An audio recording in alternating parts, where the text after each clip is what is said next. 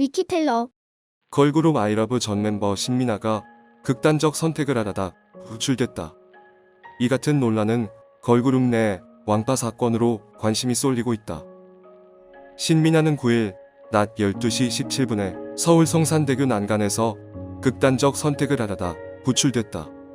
당시 신민아는 난간에서 한강을 바라보고 있었던 것으로 알려졌다. 경찰은 구조 후 가족에게 인수인계하였다. 이날 오후 신민아는 자신의 SNS 인스타그램을 통해 구조대에 감사함을 전하는 메시지를 올렸다. 현재 이 게시물은 삭제된 상태로 볼 수는 없다. 신민아가 이 같은 극단적 선택을 시도한 이유는 아이러브 팀과의 불화, 전 소속사와의 불화와 관련된다.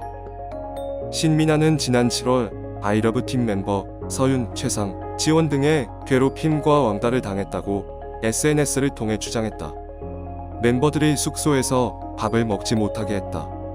신체를 때리거나 강제로 옷을 벗겼다. 멤버 A는 뺨을 때리기도 했다.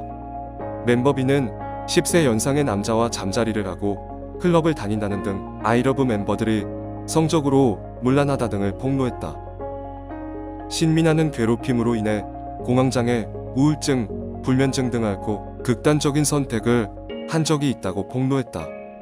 그러나 이 주장에도 소속사의 도움을 받지 못했다고 알렸다. 신민아의 폭로로 논란이 확산되자 당시 아이러브 소속사 WKS ENE는 신민아의 주장이 호의라며 반박했다. SBS 본격 연예 한밤을 통해 오히려 신민아가 아이러브 멤버들과 관련한 루머를 SNS로 퍼뜨리고 가해를 했다고 주장했다. 그러면서 신민아가 WKS ENE 관계자와 아이러브 멤버들과 화기애애하게 나눈 메신저를 증거로 공개하였다. 이에 신민아는 인스타그램을 통해 재반박을 하였다. WKS ENE가 공개한 메신저의 내용은 지난해 자신의 생일 때 주고받은 내용이며 또 당시에는 숙소 생활도 하지 않았고 계약을 하지 않았을 때로 이번 사건과는 무관하다고 말했다. 또 다른 증거로 공개된 멤버들과 나눈 메시지에 대해서는 한 멤버가 나를 침대 위로 올라와 누르며 괴롭혔다. 좋게 카톡 답장을 하지 않으면 어떻게 되는지 뻔히 알아. 늘 좋게 답장했다며 해명했다. 이 같은 주장에 아이러브 멤버들도 신민아가 거짓말을 한다라며 SNS로 주장했다. 이후 WKS ENE는 지난 7월 30일 신민아를 허위사실 유포에 대한 병해훼손, 업무방해, 펠레터 절도 혐의로 고소했다. 신민아도 법적 조치에 나섰다. 신민아의 논란은 여기서 끝나지 않았다. 신민아는 최근 한 매체를 통해 WKS ENE가 추가 고소를 진행하고 있다며 주장, 괴로움과 억울함을 호소했다. 이에 지난 8일 SNS를 통해 심리적 고통으로 아무것도 먹지 못해 체중이 35kg으로 줄어든 상황을 전했다. 이 같은 상황에서 이날 신민아는 극단적 선택을 하려다 구출됐다.